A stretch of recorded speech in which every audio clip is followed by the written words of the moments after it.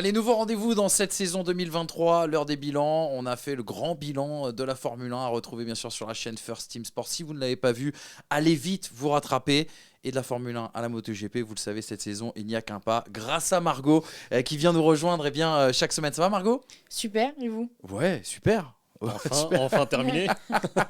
On attendait tous ça, je crois. Dans quel état physique es-tu, Margot ? Parce que toi, tu es du suspense jusqu'à la fin, jusqu'au dernier week-end de Grand Prix. Oui, c'était un peu, pas stressant pour nous, parce qu'on est spectateurs, mais c'est vrai que tu avais l'excitation et tout, donc tu es un peu content que ce soit terminé, parce que 20 Grands Prix, 21 normalement, mais 20 Grands Prix, c'est long.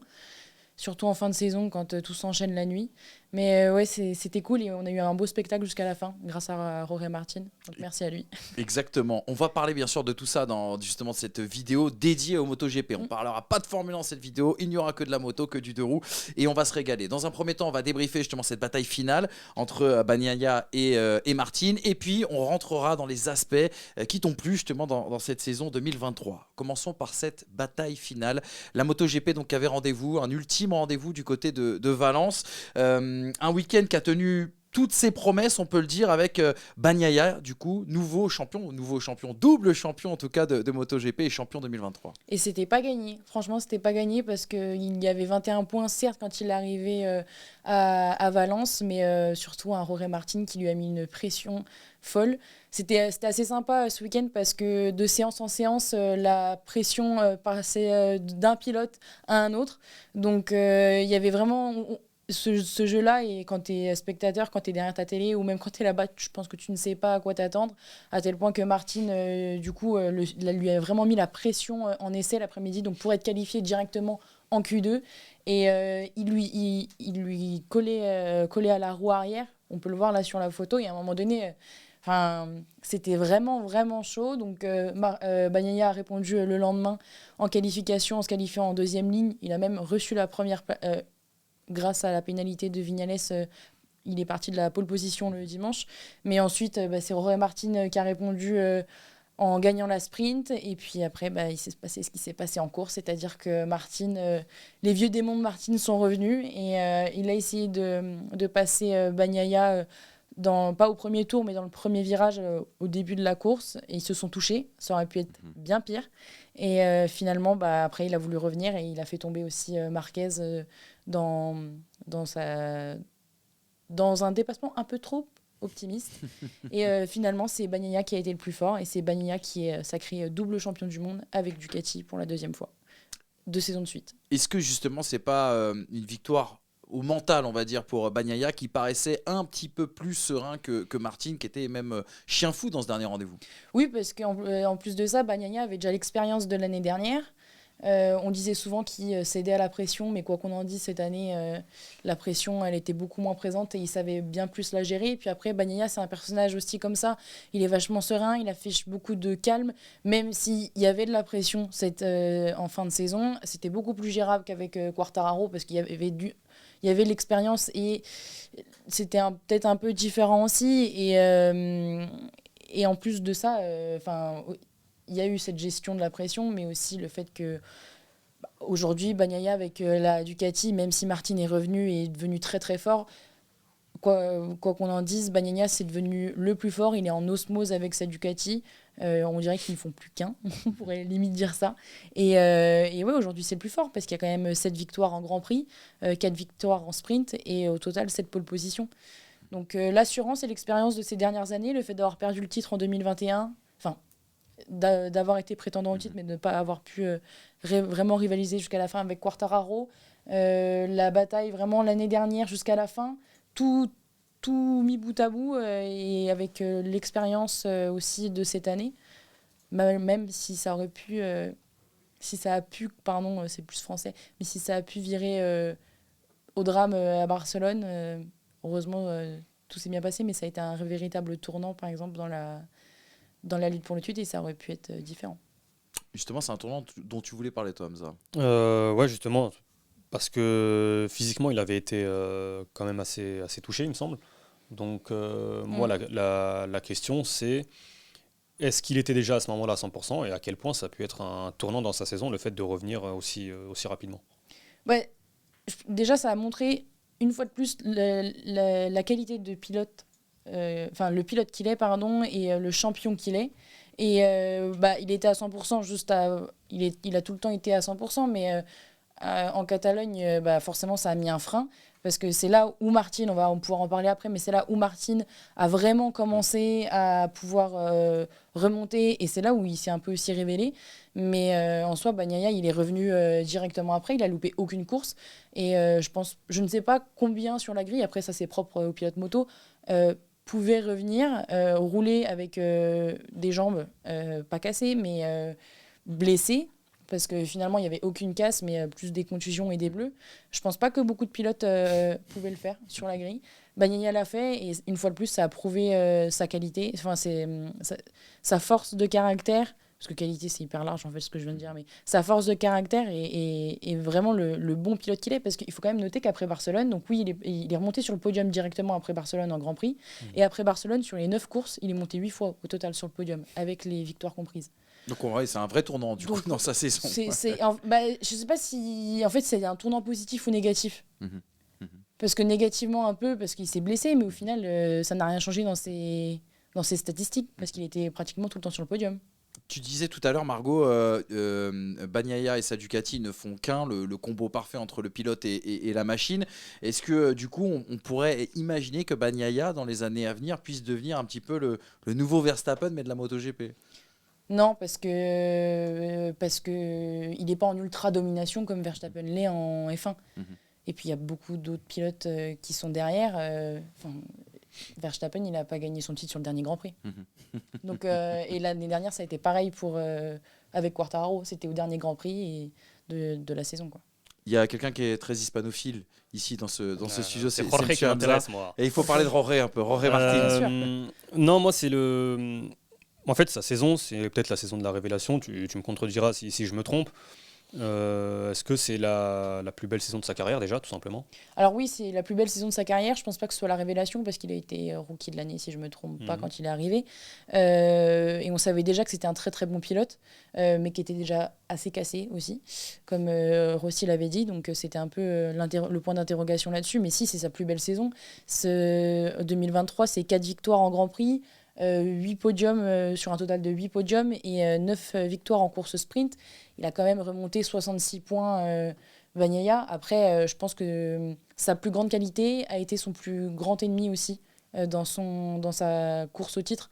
Parce que c'est un pilote qui est impulsif, c'est un pilote qui attaque beaucoup. Et c'est ce qui fait que voilà, il gagne des courses. Mais le fait de se précipiter, ça fait aussi qu'il a pu faire des erreurs et qu'il est tombé. Il n'avait pas trop le choix, de toute façon, sur la. Oui, mais il n'a pas perdu le titre que sur là. Oui, j'imagine. Parce qu'il n'a pas fait un début de saison incroyable. Mais c'est de son fait ou c'est la machine qui ne lui permettait pas de faire un bon début de saison ? Non, c'est de son fait, parce que la machine, il a la même que Bagnaia. Bagnaia, il a fait un début de saison canon. Ouais. Franchement, Bagnaia, au début, alors il y avait Bezzecchi aussi qui était là, mais Bagnaia, au début, tout le monde le voyait champion. Oui, justement, c'est un aspect qui m'intéresse. On a bien compris que Jorge Martin a fait des erreurs, que s'il veut devenir champion du monde, il sait où est sa marge de progression. Moi, c'est l'aspect dans cette bataille finale, opposition, duel en interne, on va dire, chez Ducati, parce que tu nous l'as rappelé, on s'est fait piger sur le quiz la semaine dernière, mais ces deux garçons, même s'il n'y avait qu'un seul pilote d'usine, ces deux garçons disposaient de la même moto. Et comment ça a été géré ? Est-ce qu'ils ont eu la même approche justement dans le développement de la moto, dans le réglage de cette moto justement ? Chacun a des réglages différents. Parce que chacun a son style, comme je le disais. Par exemple, tu vois, Martin, c'est quelqu'un qui attaque beaucoup, c'est quelqu'un qui est très agressif, alors que Bagnaia, c'est vraiment quelqu'un de plus posé, qui va peut-être un peu plus réfléchir, enfin, qui va peut-être pas un peu plus réfléchir, qui réfléchit plus, pas que... On va pas dire ce que j'ai pas dit, mais pas que Martin ne réfléchit pas. Mais, moins cérébral peut-être que Bagnaia. Voilà, il va beaucoup plus être dans l'analyse et forcément, ça fait une bataille qui est géniale. Et il y a eu une analyse, je sors un peu de ta question, mais il y a eu une analyse qui a été faite, comme quoi il fallait trouver le bon équilibre entre attaquer rapidement et analyser. Ça fait beaucoup analyse, mais on a compris ce que je voulais dire. Et qui disait, si on les mettait en un seul les mêmes pilotes, imbattable. Ouais, t'as peut-être le meilleur pilote de l'histoire du MotoGP, quoi, avec la fusion. Mais c'est tout le jeu, hein, c'est trouver le bon équilibre entre attaquer maintenant et entre l'agressivité et l'attente. Exactement, ça a été une saison qui a été marquée justement et bien, par la domination de Ducati. Je propose qu'on passe, à moins que tu aies quelque chose à rajouter, qu'on passe au bilan 2023 un peu plus global au-delà de cette bataille, à moins que Hamza ait Non, une non, autre question. c'est Excuse-moi. justement sur un autre thème, toujours un peu dans le sud de la France, là-bas. Marc Marquez, alors j'ai vu qu'il était impliqué, tu me dis que pas de son fait sur l'accrochage. Bon, ce serait pas nouveau qu'il se mêle d'une bataille pour le titre. 2015, Valentino Rossi, Sepang. Ça, c'est Tu resté l'as là. là, hein, tu l'as là. Non, mais plus sérieusement, mine de rien, ça fait quelques saisons qu'il ne remporte plus de titres pour quelqu'un qui a écrasé sa discipline. Moi, ma question, elle est simple. C'est déjà, est-ce que physiquement, il va revenir à 100% ? Et puis, qu'est-ce qu'on peut attendre de lui pour 2024 ? 100%, ça c'est une question qu'il faudra lui poser, je pense à lui directement, parce que c'est pas que je peux pas répondre, mais c'est que avec, tu vois, encore la chute qui s'est prise hier, dimanche, oui, il est revenu à 100% avec son bras, enfin, d'après ce qu'il nous dit, mais... J'ai l'impression que c'est Robocop, quoi. Oui. Tous les 3 jours, tu sais, t'as une opération, En fait, t'as quelque chose. C'est pour ça que je peux pas trop répondre à cette question-là, parce qu'il se fait tellement mal souvent, il est tellement tombé, que dans tous les cas, ce sera un pilote qui, plus tard, sera énormément cassé, et qui est déjà cassé, et tu le vois, de toute façon, les anciens pilotes, il y en a la moitié, ils ont plein de doigts... ils n'ont pas les doigts qui sont du tout normaux, ou t'en vois certains qui marchent, ils ne marchent pas correctement, donc je pense qu'il fera partie de ces personnes-là, parce que je pense qu'à 50 ans, ça fera mal. Mais à 100% pour l'instant, oui, et il sera à 100% sur la Ducati. Je pense qu'il se préserve un peu, mais bon, qu'est-ce qu'on peut attendre de lui ? Les gens attendent beaucoup, déjà. Lui, il attend beaucoup de la Ducati, et les gens espèrent le voir champion. C'est possible, je pense aussi, mais après, on voit que tout le monde est capable, entre guillemets, de piloter la Ducati. On le voit avec DJ Antonio qui vient de se révéler. Maintenant, Marquez a tout le temps été sur la Honda depuis 2013. Là, ça fait 11 ans qu'il est chez eux quand même. Donc, il a gagné 6 titres de champion du monde, comme c'est marqué, 2013, 2014, sauf 2015 et jusqu'à 2019. Donc, s'il fait ce pari-là, c'est parce qu'il sait que ça peut marcher. Il voit son frère qui est dessus, donc je pense que son frère va pouvoir aussi l'aider. Il retrouve son frère, mais je pense que oui, ça peut marcher. Après, il faut voir déjà dès les tests début d'année. Pas à Valence, parce qu'il va vraiment découvrir la moto. Hamza a raison de parler de Marc Marquez, parce que c'est l'un des faits marquants, son transfert chez Gresini, tu viens d'en parler. Et cette saison, 14e avec seulement 96 points. Est-ce que pour toi, Margot, c'est sa pire saison en MotoGP, Marc Marquez ? En MotoGP, c'est sûr. Dis-toi qu'en 2022, donc sachant qu'il a eu son opération l'année dernière, l'opération de la dernière chance, comme on disait, ce qui lui permet peut-être de revenir à 100%, il n'y avait pas de course sprint. Il a fini 13e au championnat avec 113 points et un podium. Donc plus de points que maintenant, parce qu'il me semble que c'est 96 le nombre de points. Oui, c'est ça, 96. Donc oui, c'est sa pire saison, automatiquement. Pire saison pour Marc Marquez. Justement, Marc Marquez quitte Honda, et Hamza, on voulait parler de celui qui va lui succéder, Luca Marini. Si Honnêtement, je le connais pas. Donc, première question, est-ce que c'est le bon choix d'aller le chercher, Louis ? Et est-ce que pour lui, c'est le bon choix de quitter une structure qui lui fournit une moto aujourd'hui performante ? Honda, déjà, je pense, ne savait pas vers qui se tourner, parce que quand tu n'es pas dans le paddock, tu connais pas vraiment exactement le marché. Mais Honda était vachement... Il y avait Zarco qui était là, quand même. Zarco, je pense qu'il méritait le statut d'un pilote officiel. Et Zarco pourra les aider à revenir... là où Honda était, comme je l'avais déjà dit dans une des chroniques, mais ils avaient plein de choix possibles, mais aussi pas beaucoup de pilotes, je pense, qui voulaient y aller. Maintenant, après aussi pour Marini, c'est un choix important dans sa carrière. Ça fait déjà 3 saisons qu'il est en MotoGP. Il a souvent été... donc il est dans l'équipe de son demi-frère, qui est Valentino Rossi. Et il a besoin de ça, de trouver un guidon officiel, et aussi de se séparer de cette image de son frère. C'est son frère qui l'aide, c'est grâce à son frère qu'il a tout. Et il a besoin de créer son propre chemin. Et au fur et à mesure là, des saisons, il commençait à se révéler. Il a été 19e la première, 12e la deuxième et 8e cette année. Il commence à monter sur les podiums. Alors oui, il y a encore cette victoire à aller chercher, mais pourquoi pas ? À voir ce que ça va donner, parce que ça vient d'être annoncé. On n'a pas forcément eu le temps de se faire à l'idée, même si ça fait quand même une semaine qu'ils n'arrêtent pas de jouer de ça sur les réseaux sociaux. Ils aiment bien faire ça en ce moment. Mais à voir. Ça peut être un bon pari. En fait, c'est Lando Norris. C'est ça, c'est un peu ça. Il y a un peu, Ok. il y a un peu ce côté-là. On a parlé de Marini, il faut parler de celui qui pourrait le remplacer justement dans le team. Qui le remplace. Ça y est, c'est officiel. Ok, Officiel, eh ben, tu depuis vois, lundi. c'est tout chaud, ça vient de sortir au moment où on enregistre Oui. cette émission.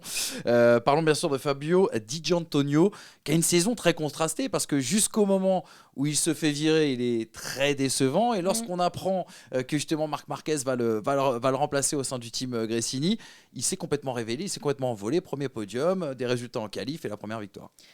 Peut-être qu'il fallait ça. Ouais. Tu sais pas, peut-être C'est qu'il fallait piqué ça. le mec. Mais c'est paradoxalement, aux saisons en mondial qu'il a pu faire, quand il est arrivé en Moto 3, il a performé directement. En Moto 2, il a performé directement. En Moto GP, bon, c'est souvent ça aussi. Il n'y a rien qui en sortait. Et à un moment donné, pas qu'il en avait marre, mais il prenait même plus de plaisir. Et là, heureusement, c'est revenu. Et là, tu te dis, attends, mais on n'a pas du tout eu ce même pilote depuis 1 an et demi. C'est pas possible. Et tant mieux pour lui, alors. Et pendant des semaines, on disait, il se réveille trop tard parce qu'il n'y a plus de place. Et parce qu'on ne savait pas que Marini allait aller chez Honda aussi. Donc, il rebondit très bien, heureusement. Heureusement pour lui que le jeu des chaises musicales tourne aussi en sa faveur. Exactement, il aurait pu disparaître. Je veux qu'on parle tout de suite de l'outsider parfait, selon Hamza Armani, en tout cas, qui a suivi attentivement cette saison 2023. Marco. C'est si bien dit. On fait voyager le peuple. Ouais, aujourd'hui on voyage. Non, est-ce qu'il peut devenir un prétendant au titre, tout simplement? Il l'était déjà cette année. Mais est-ce que sur toute la saison, il l'a été? Non. Est-ce qu'il peut le devenir? Oui. Écoute, C'est simple. Voilà. c'est clair. Non, Merci, mais au revoir. Oui, parce qu'en fait, sa première partie de saison était très très bonne. Il s'est davantage révélé parce qu'on avait déjà vu en fin de saison dernière que voilà, il commençait vraiment à prendre beaucoup plus d'assurance. Ils en ont déjà tous de l'assurance, mais il était vraiment meilleur. Et là, il y a eu 3 victoires. Avec un premier podium aussi d'ailleurs au Portugal. Il y a eu la victoire en Argentine qui a un peu aussi tout déclenché. Et c'est vrai que c'était un sérieux prétendant au titre face à Bagnaia en début de saison. Et ensuite, il y a eu les blessures. Et l'enchaînement des Grands Prix en moto 2, j'allais dire. Je suis fatiguée. L'enchaînement des Grands Prix, avec la tournée outre-Atlantique et le fait de se blesser. Donc déjà, il y a eu la main en Catalogne. Alors certes, c'était pas une grosse blessure, mais ensuite, il y a eu la clavicule. Il s'est blessé à l'entraînement. Donc pendant 3 Grands Prix, il était là. Il a loupé aucun Grand Prix à l'instar de Bagnaia. Maintenant, il était en dessous de ses capacités. Martin et Bagnaia, eux, étaient plus rapides. Donc, ce qui fait qu'il a été distancé. Mais l'année prochaine, c'est vraiment un pilote sur qui on peut compter sur la Ducati. De toute façon, on le voit dans le top 5, les 4 premières, c'est des Ducati. Et lui, il est 3e. D'ailleurs, petite note, il y a quand même 2 pilotes issus de la formation de Rossi qui sont dans le top 3. Exactement. Et ça, c'est à signaler. Rossi qui va rouler en WEC l'année prochaine. Ça a été officialisé aussi également ce lundi. Parlons des Français, Margot. Parlons des Français. Et si on commence par parler des Français, il faut absolument parler de Johan Zarco, qui a été, qui nous a offert déjà une très très belle émotion avec sa première victoire qu'on attendait. On en parlait avant le début de cette saison. Oui, et c'est sa meilleure saison en MotoGP, 5e, avec, comme tu le disais, une victoire où on a dû pleurer à 6h du matin parce que c'était en Australie. Mais c'est pas grave parce que ça nous a fait énormément plaisir. Et on peut même faire un récapitulatif global de ses saisons avec Ducati parce que il a atteint le rêve de tout pilote avec Pramac Ducati, c'était de remporter un Grand Prix. Quand il est arrivé chez eux, il sortait de 2 saisons un peu compliquées, notamment en 2019. 2020, il était allé chez Avincia et c'était pas fou. Donc, il a aussi beaucoup changé de choses dans son environnement en début d'année. Il a trouvé encore plus un équilibre et on l'a encore plus découvert cette saison par rapport à la communication qu'il y a pu avoir autour de lui, notamment avec Team Zarco, que Antoine, c'est vrai, t'as raison, que vous sur connaissez Canal bien, a fait. Et c'était génial aussi à voir. Il y a récemment quelque chose que je recommande à tout le monde, à toutes les personnes qui nous regardent, c'est Finding quel accent anglais. Finding the balance. Oh, super. Tu veux pas le dire, s'il te plaît? Fighting the balance. Voilà, merci. Sur le site du MotoGP. Et on découvre Zarco avec ses parents chez lui. Et il a encore plus, je pense, conquis le cœur des Français lors de ces 3 dernières années avec Pramac. Il s'est vraiment révélé davantage Enfin, on savait déjà que c'était un très bon pilote, vu qu'il était double champion du monde en Moto 2. Mais il a été relativement constant, très constant plutôt même. Il a fait une meilleure deuxième partie de saison qui était vraiment quelque chose qui pêchait ces dernières années. Et il avait dit en début d'année, moi l'objectif c'est de kiffer et j'ai réussi. Donc franchement, saison réussie pour lui. Et son avenir chez Honda, à quoi on peut s'attendre? Est-ce qu'on peut le retrouver victorieux? Est-ce qu'on peut... Alors Toi, victorieux. t'es assez optimiste, hein, tu nous avais dit, Margot, là-dessus. Et heureusement, je suis pas la seule d'ailleurs. Parce que sinon. Oui, victorieux, je pense pas maintenant. Même si c'est une moto qui a quand même gagné en début d'année avec Alex Rins aux États-Unis, il faut le rappeler. Et il l'avait rappelé aussi. Et ouais, je suis assez optimiste parce que c'est un metteur au point. Très très bon moteur au point, il est très fin dans ses analyses d'après ce que j'ai compris. De toute façon, comme j'avais dit la dernière fois dans ma chronique, rien que tu entends ses interviews avec les journalistes, imagine ce qu'il dit avec ses ingénieurs. Alex Albon. Ouais, c'est ça. Le parallèle est tout trouvé. Maintenant, il faut que Honda écoute derrière et ça c'est différent. Ah, est-ce que Honda c'est plutôt team Mercedes, on écoute les ordinateurs plutôt que les pilotes? Et je pense qu'ils écoutent pas grand-chose en ce moment. D'accord. Okay. Parce que, et tu vois, par exemple, Alex Rins qui était chez eux, il en a vraiment souffert parce que il a un contrat avec la structure officielle, mais il n'avait pas de poids en fait. Okay. Et c'est pour ça aussi qu'il part et il va chez Yamaha. On a parlé de la situation de Honda, on a parlé d'un Français, parlons d'une autre situation très compliquée, celle de Yamaha et celle d'un autre Français, Fabio Quartararo. Ah là, c'est les opposés complets là-dessus. Justement, les opposés complets, le vice-champion du monde la saison dernière, champion du monde en 2021, saison en enfer pour Fabio Quartararo. La pire saison en MotoGP. Il l'a dit de toute façon hier en interview, ça a été sa pire saison, il n'a pas gagné une seule course. Il a néanmoins fait 3 podiums sur cette fin de saison. La fin de saison était un peu meilleure, il faut le dire. Il a retrouvé du plaisir, rien qu'en sprint déjà à Valence samedi. Mais c'est vrai que c'est très compliqué. Il n'avait juste pas le matériel. Et il s'en est rendu compte dès le début de la saison. Et ça a été déjà très compliqué à accepter de dire j'ai pas le matériel pour me battre pour le titre. Donc il y a eu ça. Maintenant, en fait, il y a très peu de choses à dire parce que ça a été une saison en dessous de ce qu'il peut faire parce que oui, il n'y avait pas le matériel, il n'avait pas les armes pour se battre et Yamaha n'a pas su répondre à ses demandes. Donc bon, quand tu vois que son meilleur résultat c'est une 3e place alors qu'on sait de quoi il est capable et que beaucoup le considèrent toujours comme le meilleur pilote de la grille, c'est compliqué à avaler. Enfin, l'année prochaine, il ne change pas d'écurie. Alors, l'année prochaine, il est toujours chez Yamaha, bien sûr, mais la fin de son contrat se termine à l'issue de la saison 2024. Donc, si ça ne se passe pas comme prévu au niveau des tests et qu'en début de saison, il voit que y a pas que le package est le même ou que certes ça évolue mais pas assez, je pense qu'au niveau de son avenir, il faudra prendre une décision et il la prendra parce que il n'est pas au même moment de sa carrière que celle de Marquez. Mais s'il veut aller chercher un autre titre, ça commence à être compliqué de rester dans un team où certes il n'a pas envie de partir parce qu'il a gagné des choses avec et que c'est aussi chaque pilote considère son team comme sa famille, etc.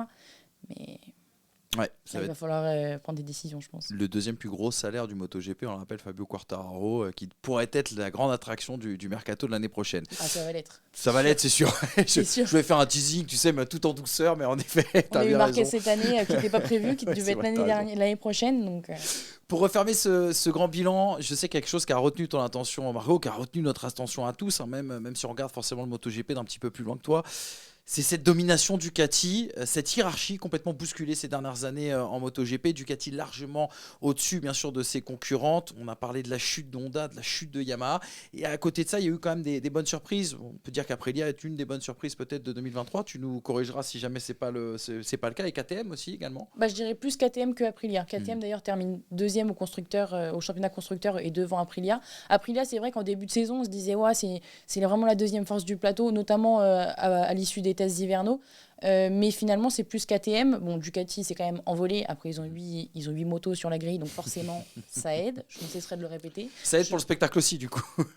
Oui. S'il y avait 8 Red Bull en Formule 1, je t'avoue qu'on serait tous heureux. C'est vrai que de ce côté-là, tu vois, je le vois pas, je l'avais pas vu comme ça. Mais c'est vrai que pour vous, ça devrait être. Bon, il faudrait lui, Max Verstappen aussi, du coup, mais Oh, bon, ça se trouve. Il y en a déjà 3 que tu peux. t'as raison. Mais pour revenir au championnat constructeur, pour moi, KTM a fait un bond en avant. Bon, ils ont commencé à stagner. Et parce que deuxième partie de saison, on les a peut-être un peu moins vus qu'au début de l'année. Puis après, mais il y a toujours Binder qui est là. Tu vois, Binder, il est toujours là. Il est souvent dans le coup. Placé, ouais. Mais il ne gagne pas. C'est compliqué encore. Mais KTM, il faut compter sur eux pour les années à venir. Si ce n'est fin de saison l'année prochaine, je pense. Mais ils ont vraiment fait un bond en avant et ça va être la menace de Ducati dans les années à venir. De toute façon, il en faut bien une. Ça marche par cycle, vous le savez. Donc, Honda et Yamaha reviendront aussi, s'ils ne partent pas du MotoGP, mais, comme Suzuki. Mais je pense que oui, KTM a fait un très très bon bond en avant. Petite note d'espoir et d'optimisme sur l'année prochaine. Honnêtement, j'attends. Franchement, je suis dans l'attente, on verra. Par rapport à quoi? Par rapport à la saison 2024, est-ce qu'on peut avoir une grande saison, Margot? C'est une question qu'on se posait avec Hamza avant d'entrer en studio. Avec, parce qu'on trouvait qu'elle est déjà pas mal celle-ci. Donc, avec Marquez chez Ducati. C'est bien excitant tout ça. Ouais, parce que là, il va venir titiller un petit peu Bagnaia, Martin, la gestion en interne chez Ducati, parce qu'ils vont peut-être pas kiffer avoir un Marquez qui joue des coudes à chaque Grand Prix et qui peut... Ouais, je pense que ça va être sympa. Le retour de la MotoGP, on rappelle, ce sera à partir de quand? Début mars. Début mars. C'est une semaine avant vous, je crois. Ou un moment. J'ai plus le... En tout cas, début février pour les essais. Et ça, c'est déjà le grand rendez-vous. Et le format ne change pas, toujours les week-end sprint permanents. Oui. C'est génial ça. Bravo la MotoGP. Ah, les pilotes sont pas trop d'accord. Ouais, j'imagine. À la fin de l'année, ils sont un peu... Oh, ils abusent, franchement, ils pourraient faire un effort. Ils sont payés cher. Oui, quand même, oui, c'est vrai, c'est partie du business. Ils sont là que faire. Ça va. Ils font des ronds sur des circuits. Ah oui, c'est tellement simple dit comme ça. Mais oui. Il y a tellement pas de risque en plus. Faites un effort. Merci Margot en tout cas pour cette saison 2023. C'est un bonheur de t'avoir dans les pistonnés et l'idée de faire cette vidéo totalement dédiée MotoGP. J'espère que ça va justement donner des idées à nos producteurs et qu'il y aura des grands projets moto à l'avenir en tout cas. Bah, merci en tout cas. Ils sont juste là. Non, bah, merci à vous de m'avoir très très bien accueilli pour la saison. Merci aussi à l'ensemble de First Team parce que c'est un projet qui a vu le jour au début de l'année et franchement on s'est éclaté et j'espère que ça a plu à tout le monde. Donc merci à tous. Il y avait des très très bons retours la semaine dernière, notamment concernant ta chronique moto. Bah, et on t'encourage. C'était un bonheur de t'avoir avec nous. Merci Hamza. Hamza, je sais qu'il est passionné, il a une culture sur tous les sports. Il m'a étonné et épaté cette année sur la MotoGP.